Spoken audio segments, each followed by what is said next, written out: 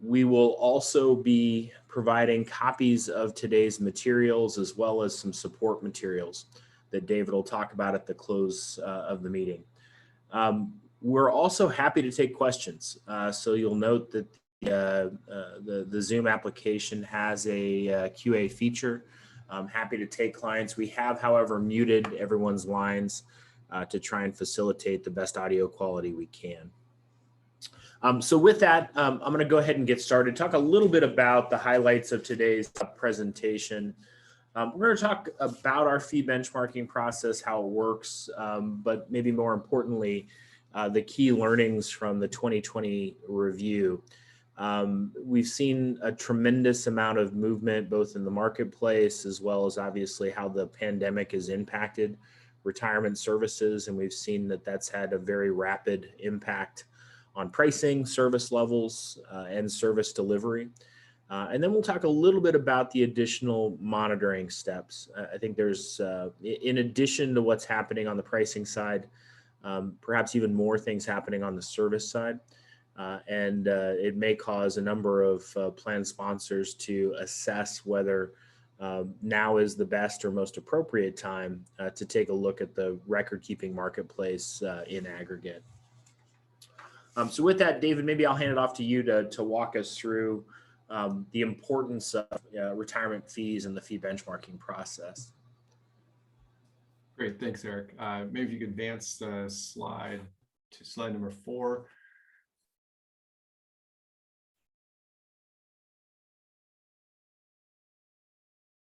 While Eric's getting us to slide number 4, I think the key item here is that ERISA, the Employee Retirement Income Security Act of '74, really puts a requirement to plan sponsors that if the fees are charged to the plan, that the fees be reasonable for the services that are provided.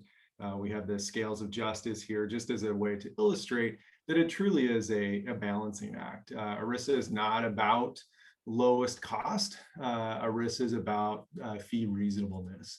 That's a real focus of the Department of Labor in the last, really for a number of years, but it's also been a focus of plan sponsors as a result of both pressures from the Department of Labor as well as additional class action litigation that has been brought to very, very large plan sponsors, that it's been working its way down market. So it's really important that committees understand the fees and that they understand the fees in light of the services that are being provided. Eric, if we can move to the next page. The common methods, it's certainly not an expansive or exclusive list here, but typically what we see for monitoring fees come in three varieties. First is basic fee benchmarking study, and this can be done a couple of different ways. The way that we do it is we take a look at what we would expect a plan to pay based on recent search activity that we've done and compilation of industry data that we review for current RFP pricing scenarios. So it's not just looking at what the average plan pays in record keeping fees, but really looking at what you would expect to pay if you went to market today. I think it's important to note that in the basic fee benchmarking, it's really just looking at fees and documenting the fees that are being charged to plan in relation to what you might pay if you went to market. It's not a review, a holistic review of services in combination with those fees. On the request for bid side, kind of the next step would be maybe a plan sponsor says, hey, I see that I'm out of line with market, but I'm not quite ready to go full request for proposal. I'd like to go to market and get an understanding of what providers might bid based on some blind information about my plan. So you would give them basic level information about the number of participants, assets, the design, but you wouldn't have a holistic review or holistic discussion of services, and you wouldn't request full information on the services that are being provided, but you're giving them a thumbnail of what you're looking for. to the vendors. And then, kind of that final step, which is the request for proposal, is really taking that step back and saying, we're going to go out to market. It is a full review of services and fees from a list of qualified vendors. This is, truly the test of what services you should receive and what those fees would be from vendors that are, competitively looking at your plan. I think, Eric, kicking it back to you to talk a little bit more about what our fee benchmarking process and what's in that peer group range. Yeah, we've been running this fee benchmarking project really for the last decade or longer. And what's really, really clear, and it's become only more evident over the last 3 or 4 years, is that almost all of the revenue associated with retirement plans comes from plan assets. And the overwhelming majority of the expense comes from the number of bodies. And as a result, what you'll find is hugely disparate pricing proposals based on obviously the number of bodies, and perhaps maybe the most important indicator of price is going to be average account balance. So having a small number of participants with lots of dollars is the optimal. I guess maybe the only thing better is to have lots of participants with large account balances. And we'll talk about why that average account balance number is so important in a moment. So when we put together the fee benchmarking process, we're really looking at trying to aggregate plans with like peers. Like meaning similar number of bodies, like peers meaning similar average account balance, and clearly controlling for the types of services that would be provided in a recordkeeping engagement. What we are interested in reporting to clients is the types of pricing we would get if we were to take that plan out to bid in an RFP, as David indicated, to the marketplace as a whole. And the critical reason for that is that it provides the most accurate and lowest potential benchmark range of expenses that likely a plan would incur. We have not seen over any point in the last decade retirement plan record keeping expenses increase. They've decreased, some cases slowly, in other cases rapidly, but they have generally decreased from a year-to-year basis. Conversely, plans have generally increased in size. We've seen obviously a huge run-up in the stock market, and that's had a significant impact on things like average account balance and total size of plans. We think that, again, creates a better benchmark when we talk to plan providers in an effort to reprice existing engagements on behalf of our clients. It is not uncommon for them to come back from a third-party data source and say, our data supports that the average plan within this marketplace pays X number of dollars, and we are in the 50th percentile of this particular peer range.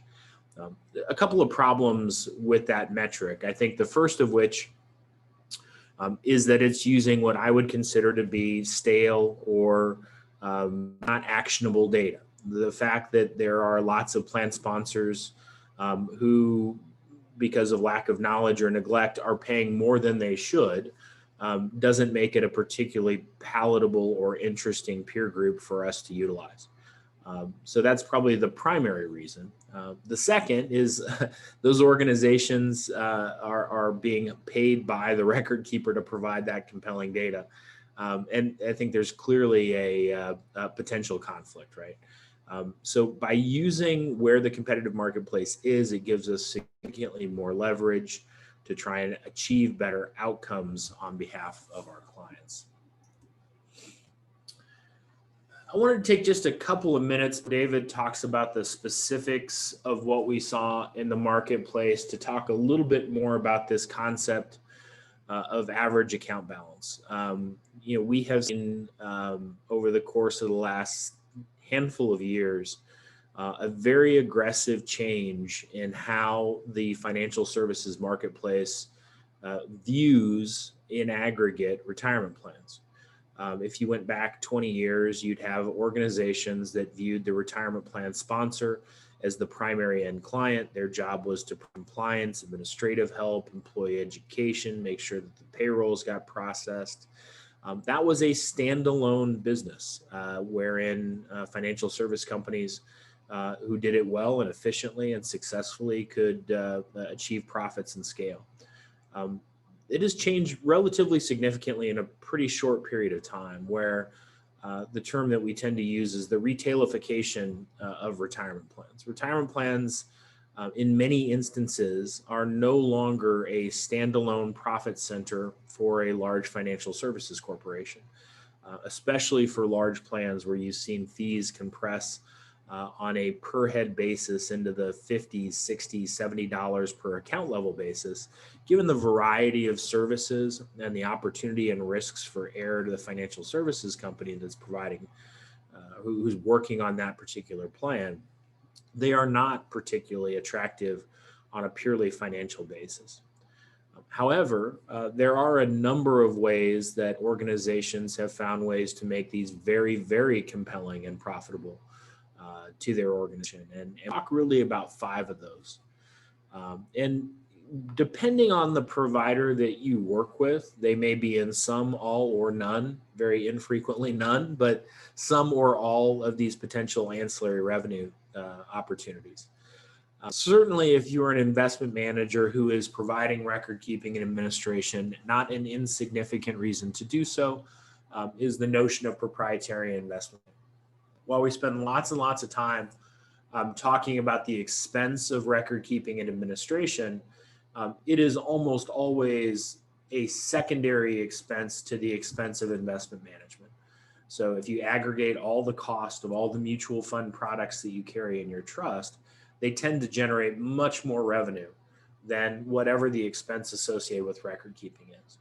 So if I'm a mutual fund company and I can use my relationship with you, the plan sponsor, to include my target date funds, my indexes, my money market, 2 or 3 of my better investment products, that is a great form of distribution and really enhances the economics of a plan for a financial services organization.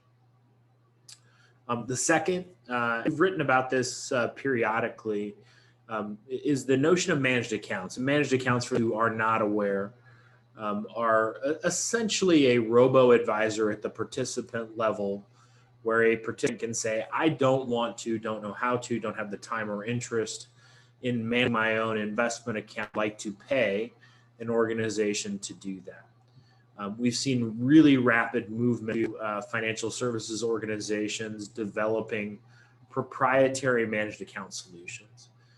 It is not uncommon that those managed account solutions range in cost anywhere from 0.15% to almost 0.5% in annual expenses.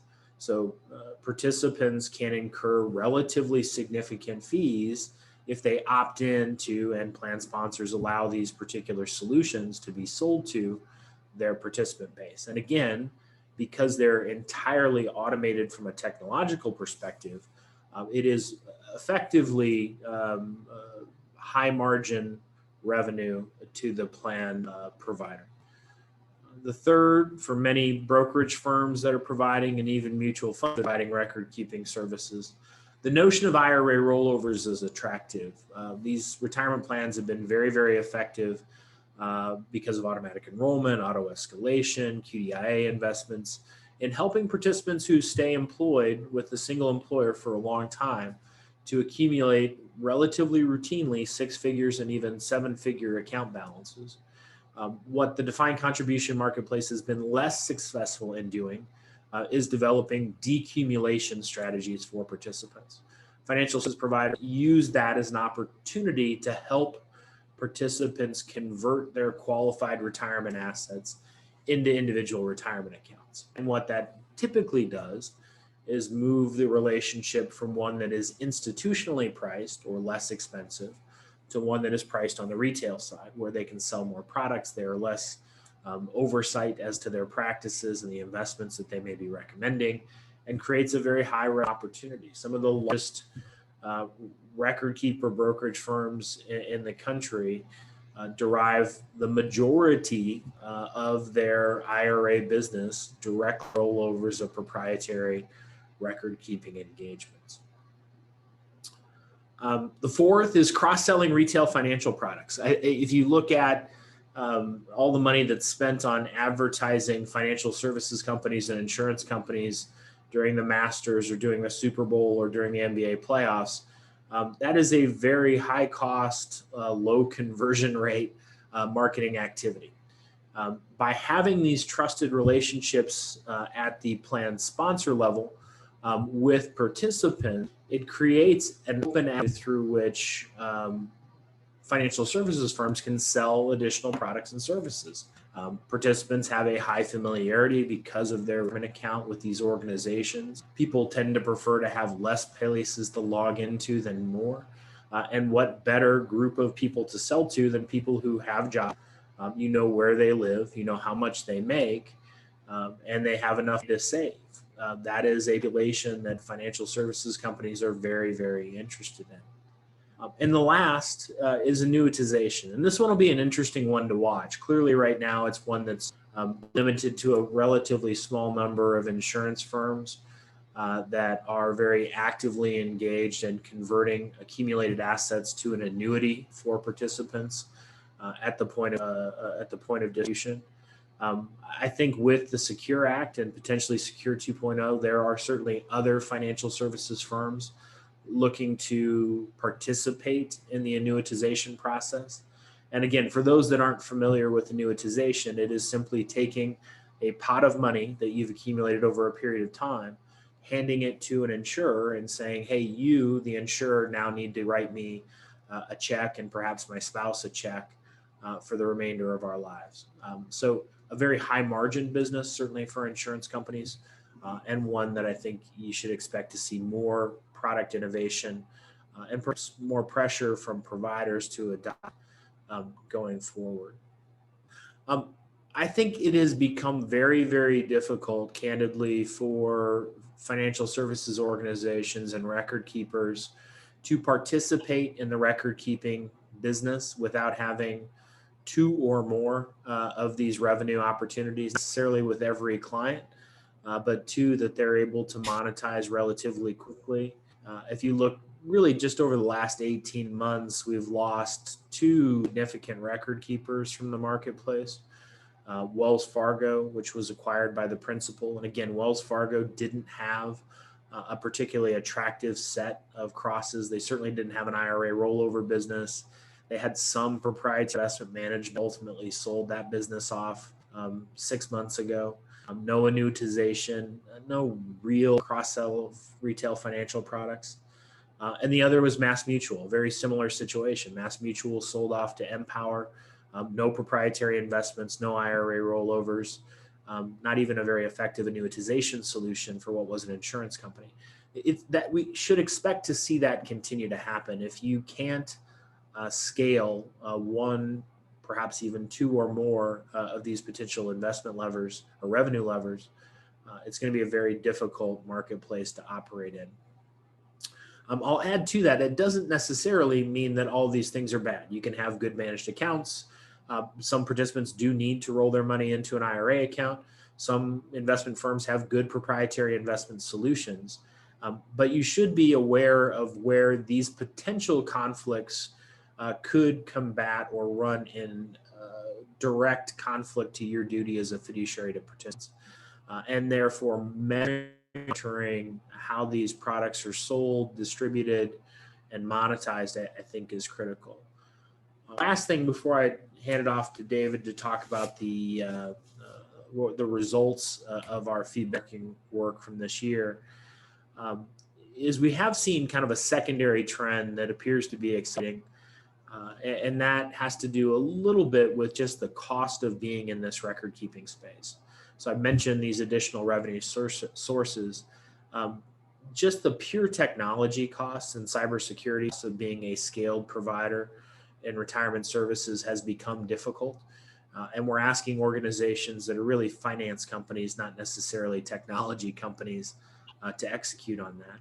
So the other interesting developments that we're monitoring are really kind of the full or partial outsource of retirement services by, again, relatively large providers in this marketplace. Earlier, I think late last year, we saw the announcement that Vanguard would be entering into a partnership with Infosys, a financial tech firm, to provide record keeping and mission services, wherein most of the Vanguard staff that services retirement plans would move over to Infosys. And then Vanguard would retain some of the participant-facing elements and plan sponsor-facing elements. And just last week or this week, the announcement that T. Rowe Price would be doing something similar. If we look at what's happening, the cost of participating on the technology side is high.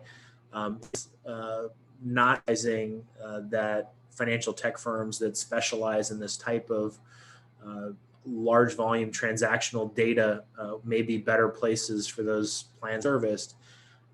I do think there is a very delicate balance. If you are Vanguard, T. Rowe Price, or any other that may be interested in trying to partner with a more substantial provider on the retirement services space, it does enter, or at least beg the question, well, why does it need to be a Vanguard plan, a Rowe Price plan, if ultimately the majority of the services is being provided by an unaffiliated fintech provider?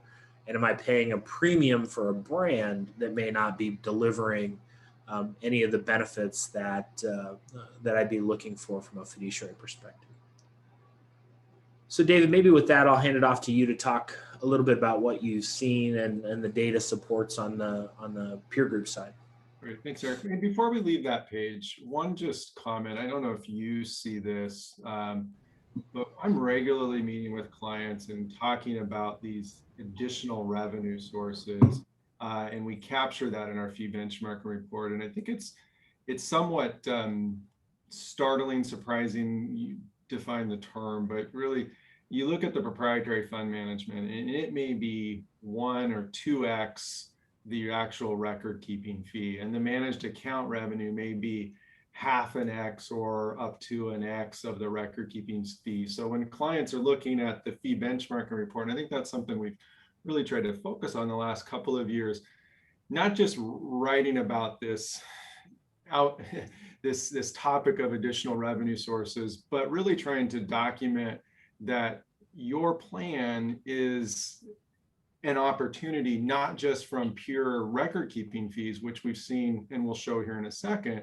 dramatic declines over the last 3 years, the last 15 years, however many years you want to look at it.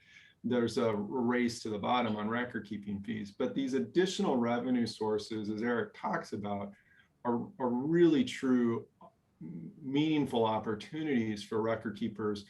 And as a plan sponsor, we think it's very important to understand the totality of the relationship that the record keeper has with your participants, whether it's inside of the plan or in addition outside of the plan through the cross-selling of additional financial products. So I think that's really important, and it's very eye-opening when you talk to plan sponsors and show them that their fees are $100,000 or $10,000, $100,000 for record keeping fees, but the estimate of proprietary fund management is $200,000 and the managed account revenue is $75,000. So in total, you are much closer to a $400,000 overall relationship with the provider, not just the $100,000 in straight record keeping fees. So I do think that is something that gains a lot of attention with committees. So if we move to the next page,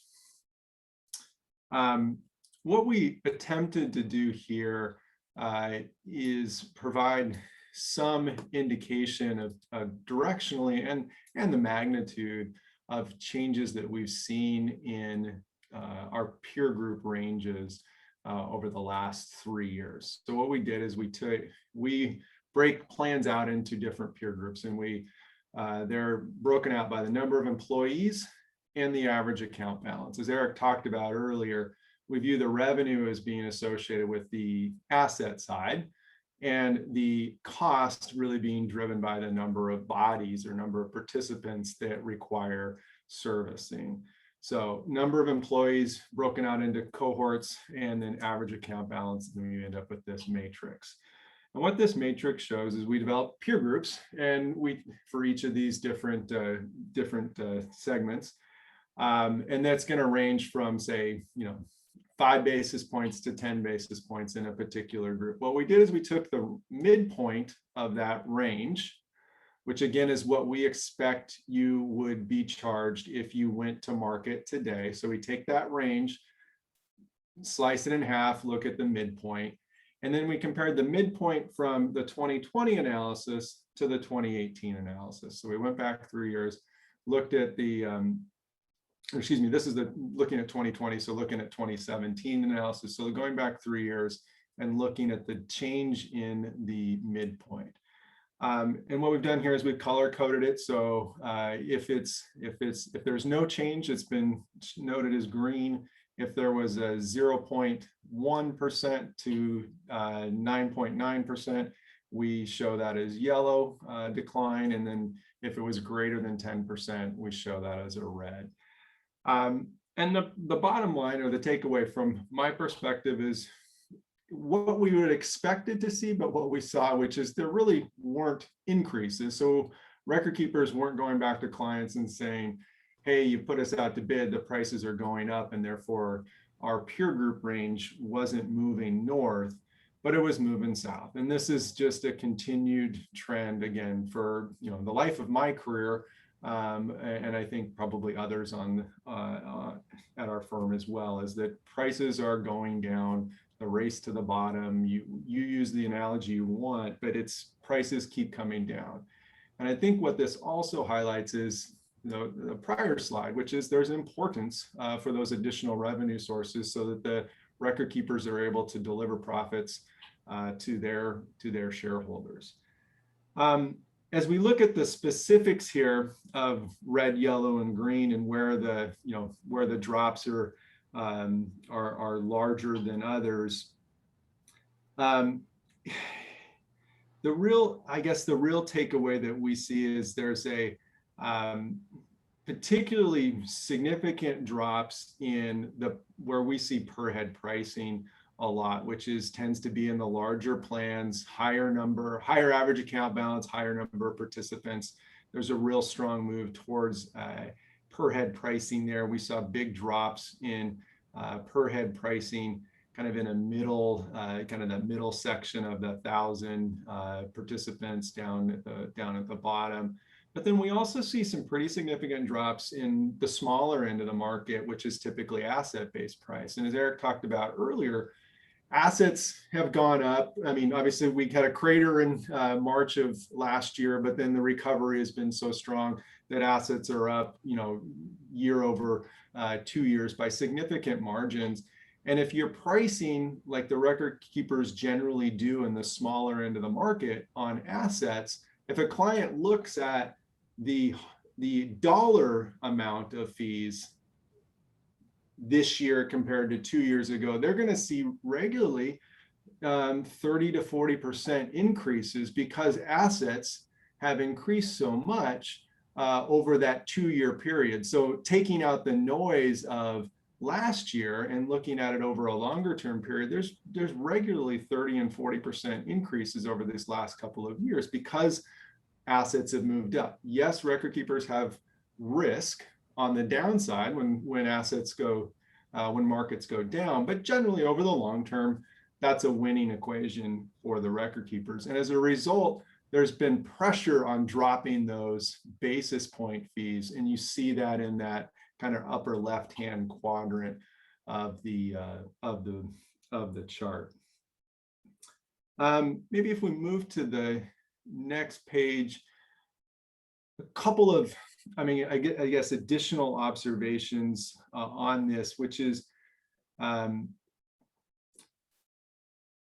pandemic certainly impacted everything, but what was specific to record keeping searches and our fee benchmarking results, I think it's pretty, what we see is some the appetite that plan sponsors had for record keeping searches certainly diminished as HR teams were trying to figure out who and when and how they could bring people back into the office or on campus, or how we get students back onto campus or in dorms, how we deal with the CARES Act, how whatever multitude of taking people from working in-house to setting them up to work for home. The appetite for vendor searches just really dropped off the map. And as a result, I think what we saw, the very few vendor searches that did go out to market, got a lot of really strong interest from those bidders. Vendors were focused on retention. You know, they recognized that the opportunity to replace lost clients is very limited. And therefore they had to be very aggressive on pricing if one of their clients had gone out to bid.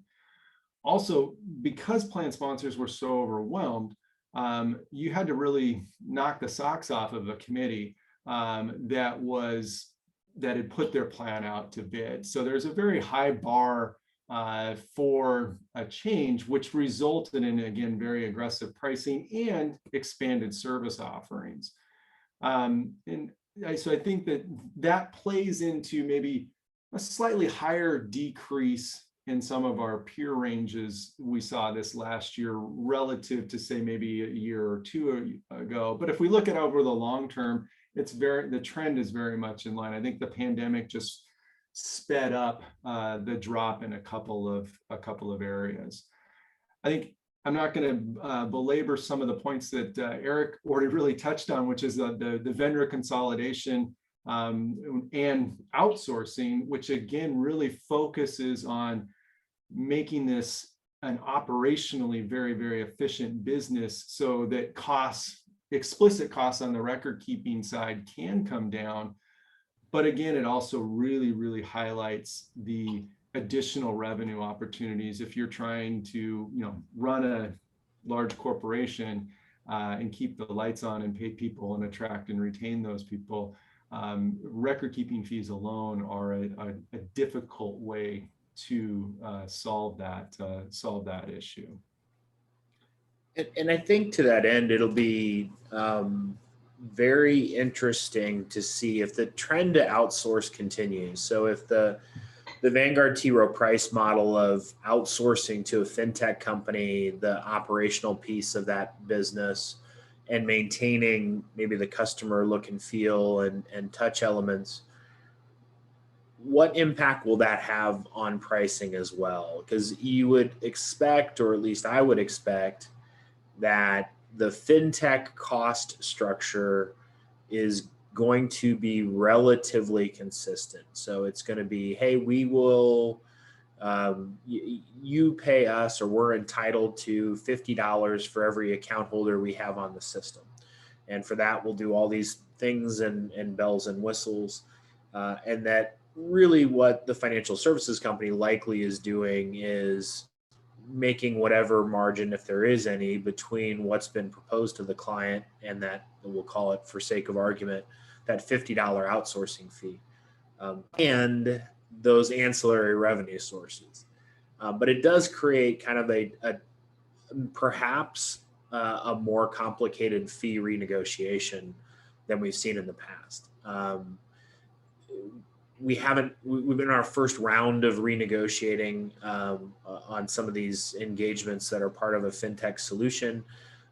It's a little early for us to be able to determine how much or how little flexibility there may be there. But I think that is something that we're watching pretty carefully, is when you add more providers, and that's ultimately what you're doing, even if they are an outsourced provider, everybody's got to make their compensation as part of this arrangement. How difficult, easy, efficient, or inefficient does that make both the operation of the plan, but as it pertains to today's discussion, the ability to negotiate successfully good fee outcomes? Well, I think, Eric, it's really interesting if we look back, just this last 3 years, we see the drops that we showed on the prior page. If we look back 10 years, I mean, everything's going to be red, and they're going to routinely be 50 to 70% decreases across the board. And at some point, I think we've all been searching for what's the bottom. We're certainly closer to that than we were 3, 4, or 5 years ago. And I do think you raise a good point, which is there is a fixed cost to this that you're probably going to have a hard time going under unless you're able to subsidize it from other areas. And as you introduce third parties, the ability for those third parties to participate in those ancillary revenue streams is diminished. And you may, by outsourcing, we may find that bottom sooner rather than later as a result. But I think that also points back to the real importance of understanding the totality of the fee relationship with your record keeper.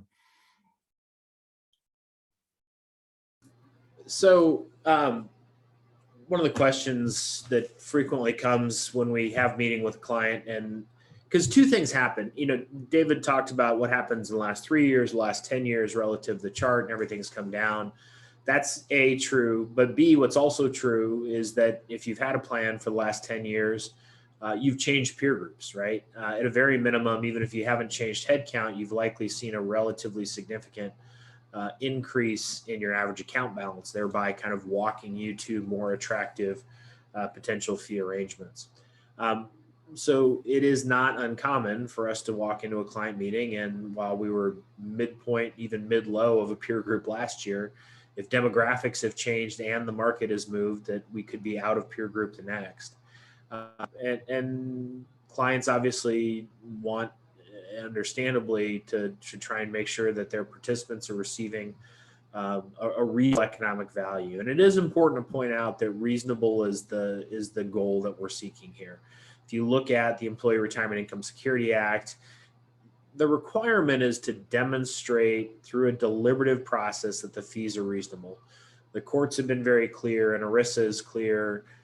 There is no everybody has to pay the least. That's not how it works, but that you need to be receiving reasonable value for the cost that you're paying.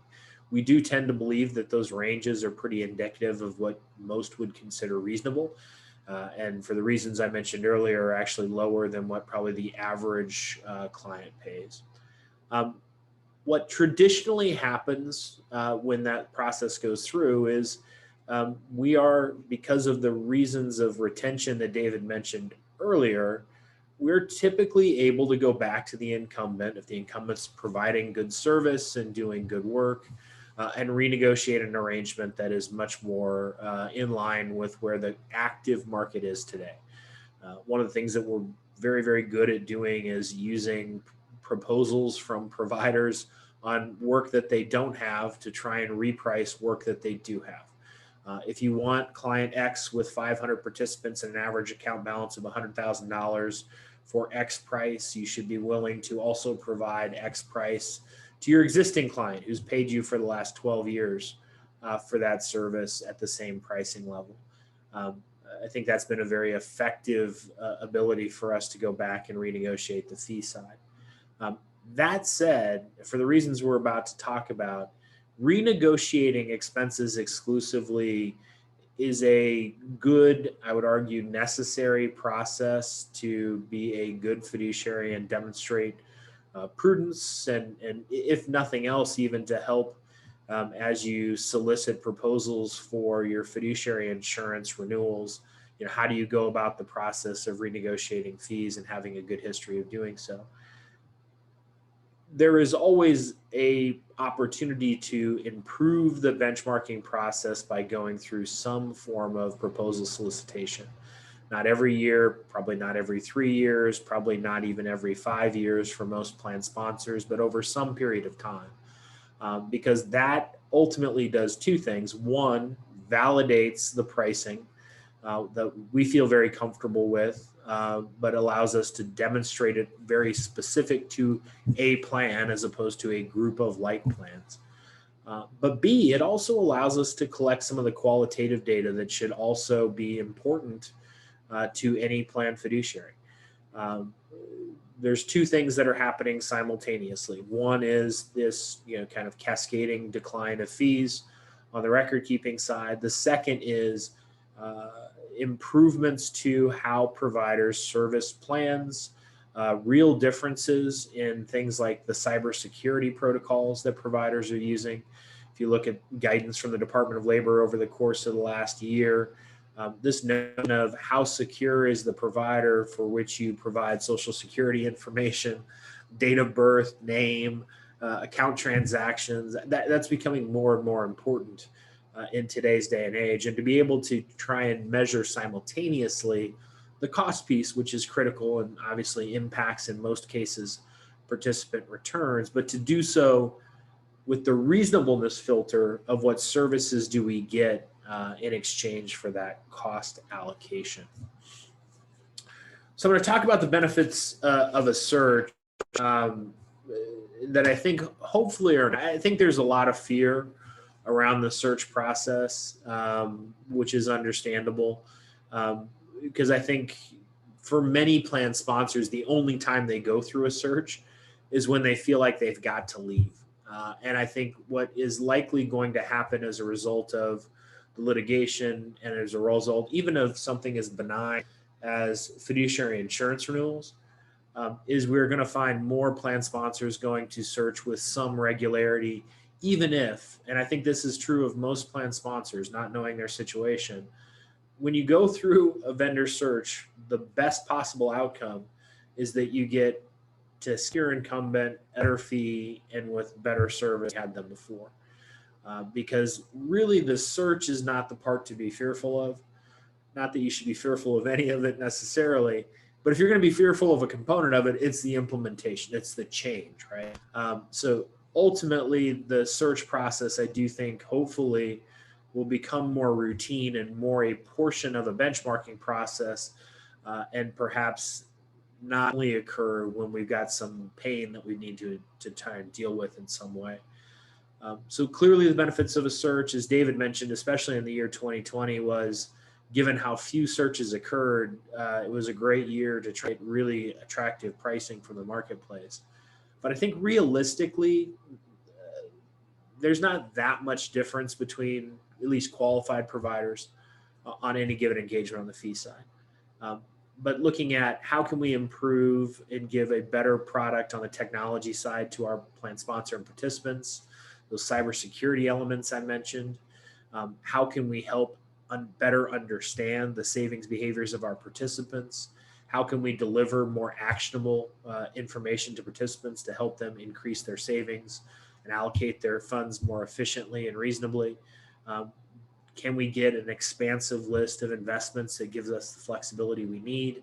And do we get service that's attentive? I mean, I think the biggest complaint from clients that have a problem with their record keeper is just attentiveness to day-to-day issues, timeliness of return calls, issues like that. How can we improve those things and even create, if need be, some enforcement mechanisms to ensure they occur the way we'd like? The search timeline is the question that plan sponsors talk about. And again, I would view it as two different pieces, right? There's the process of a vendor search, which I think can be time consuming, although not most of that with the full committee. It's probably with some subgroup. And then the implementation process. The implementation process is a very dedicated 3-month process, maybe longer, depending on the complexity of your plan. You're probably dealing with payroll interfaces. You're dealing with your HRIS system. You're obviously dealing with a myriad of communications and managing the communication and change process with participants. 90 days to do well, and I think would have to be built into your process. When we develop a timeline, what we're traditionally asking the client is, there is never a great time, but if we have to make a change, what 3-month period would be most conducive to your normal schedule in doing that? And then we work our way backward from that. The actual vendor search process itself is probably something closer to 90 days to 150 days, 3 to 5 months for the actual search process. Again, longer in cases where there's complexity, multiple payrolls, different site locations, complicated plan structures, shorter for plans that are much more straightforward. As far as the amount of time required on the client side for the search, it's relatively small. There's a little bit of time on the front end, which is making sure that the priorities of the committee are aligned. When vendor searches go wrong, they go wrong not because we don't get good responses, not because we're not interested in the plan. It inevitably goes wrong because he doesn't agree on what the intent of the search is. And if we can't agree on that at the outset and spend a couple of hours trying to make sure that we have a good understanding and at least a commonality of goal, it could be a very, very challenging process. Most of the work for the next couple of months is done behind the scenes and analyzing, collecting information, reviewing, comparing providers one to the other. And ultimately, if we've done our work well, we'll be in a position to come back to a client and over a 2-hour meeting, summarize what can be thousands of pages of Q&A data from various providers and try and help the committee get a better understanding of how their current provider stacks up against what their current provider is proposing relative what a variety of outside providers may also be considering. And then probably the most time-consuming process is the date that you're doing interviews. Traditionally, what happens after the analysis of proposals is there's a desire to interview the teams that would be working on a particular client engagement. That can easily be a long process if you include the deliberation at the conclusion. So in looking at timelines, again, there's never going to be, or very unlikely to be, a time where any organization says this would be the great time for us to go through a vendor search process. This is understandably a lower priority to other finance priorities, human resource priorities than any organization may have. But again, I do think that we are likely in an environment, certainly based on what we're seeing among the clients we work with, where there is an increase in desire to add this to even a general periodic calendar of fiduciary review. Dave, maybe I'll hand it back to you to talk about some of the tools that we utilize and that we can share with folks at the conclusion of this. Thanks, Eric. So I guess, we'll wrap this up, open it up for any questions there might be, but really thank you for joining us. We certainly have a process for fee benchmarking that we have, developed, like Eric said, over the last 10 years or so. And we'll share with you as a result of the conclusion of this, a copy of this fiduciary training program focused on fee benchmarking, as well as a link to this webinar. Again, appreciate you joining today. If there are any questions, we're happy to address them now, which looks like we don't have any questions sitting out there in the Q&A, but if there is anything that comes up afterwards, feel free to reach out to Eric or myself, and we'd be happy to answer those questions or reach out to your Multnomah Group consultant. Thanks for joining. Here we go. One question came in: how often should a review of fees take place?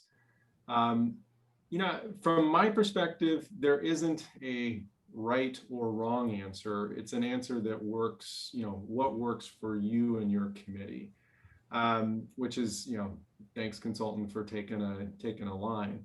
But what I would say is we believe that doing this on an annual basis provides kind of documented due diligence that you as a committee are aware of your responsibility to document and understand the fees and determine that the fees are reasonable for the services. We think that fee benchmarking is a low-cost way to get that done. The additional opportunities we've talked about of requests for bids or requests for proposals. I think Eric mentioned that in times past, an RFP was viewed almost as a, oh my gosh, I'll do anything but, because of not the search itself, but the knock-on potential of, you've opened the can of worms. You may find that there's a better dance partner. and a change is going to be required. So I'm going to just not open the can. I'm not going to do the search. But what we're finding, given some of the information from the courts, some of the pressure from the fiduciary liability policy underwriters, is that this probably becomes more of your process than less. And, you know, whether it's every 5 years, every 7 years, that seems like about the most reasonable pace. Getting beyond 7 years, you're looking at 10, and you're going to find a reason why in the 8th year it's not going to work, in the 10th year it's not going to work. We think that makes, we think that kind of in that 5 to 7 years, if you're looking for a rule of thumb, doing a full RFP makes sense. And then doing the annual fee benchmarking makes sense. We got a couple of other questions. Yeah, a question about, how do services factor into the fee benchmarking process? I think two ways. So at least for us, deliver fee benchmarking data to clients. We deliver it along with a profile of the provider. So one of the profiles, the profile addresses kind of some of the very core standard service issues, technology issues. We even get into the compensation model. I think we're increasingly finding, especially back to that issue of potential revenue conflicts, where are the rubs likely to be, where someone's getting paid based on a model that incents their behavior to do something. That's an important piece. And then in each of those meetings, there has to be a discussion about when you look at vendor service, there's really two factors of it that can be totally unrelated, despite the fact that you may think they are. One is how your participants are feeling about the service, and the second is how the plan sponsor feels about the service. And I've seen both cases where one is great and the other is terrible. I've seen organizations that are really, really good at taking care of the benefits team and making sure that their questions are answered and addressed, but they have very poor participant services and technology, and therefore participants are frustrated. And conversely, situations where participants are unaware of the incredible difficulties operating the plan because of bad data or unattentiveness on the vendor side. So I think it's an important part, but again, the whole process of trying to cross compare services and fees is really best done through the RFP process instead of the fee benchmarking process. Another question: how often would it be normal to jump providers based on fees? Are fees the only variable to consider? Do we see huge differences in service? I think jumping. I don't think there is hardly ever a reason that you need to change providers based on fees. It is, David, you can correct me if I'm wrong. I can think of maybe twice in my 17 years at the Multnomah Group where a provider was unwilling to modify their fee to make it competitive based on where we found the market to be. So I don't think ultimately that fees would cause, or probably should cause, any client to change providers, because I think fees is the one thing that can be fixed most easily. The second question: are fees the only variable to consider? Absolutely not. For the reasons before, I think that the primary variable is the services, both again on the sponsor side as well as the participant side. The fee is easily fixed. Issues relative service, in our experience, are not easily fixed and can persist because they tend to be systemic. There are problems with the operating system, the team, the training, the resources, whatever it may be, that make those very, very difficult to address. Wherein fees is merely renegotiating the contract and adjusting accordingly. Let's see. It looks like another question in here on, can the impact of transitioning providers be factored into decision making? And I think absolutely. Again, what ERISA is really focused on is process. It's not necessarily just the outcome and looking for lower fees, but what committees have to always balance is, I shouldn't take on a project that I can't effectively manage. And as Eric said, the search, from our perspective, is the relatively straightforward piece for the client committee. We've got a process to help manage through that requires a minimal amount of time for the committee members and potentially staff.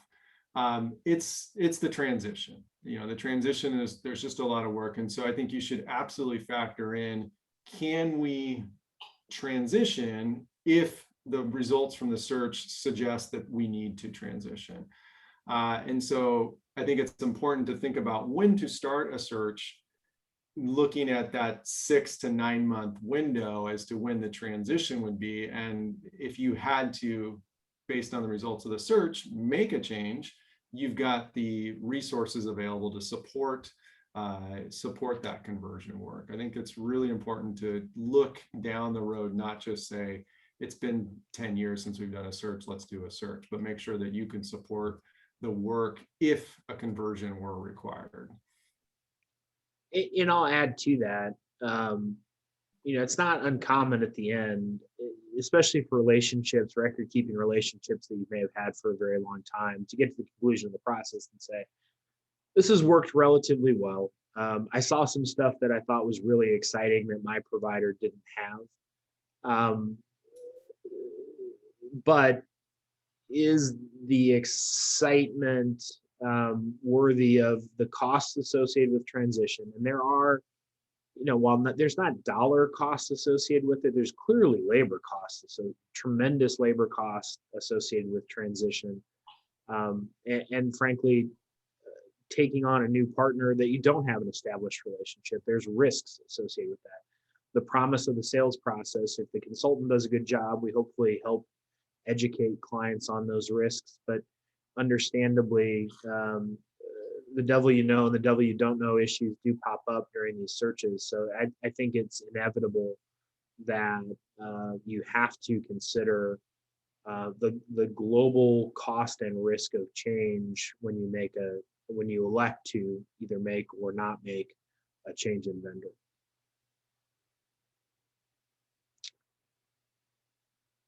Hey, thanks everybody for your time today. We really appreciate it as always. Again, we will follow up probably over the course of early next week with the materials, recording, and the reference document that David mentioned. If you have questions, do reach out to any one of us or other consultants on the team, and we'd be happy to help with those answers. Thanks and have a great day.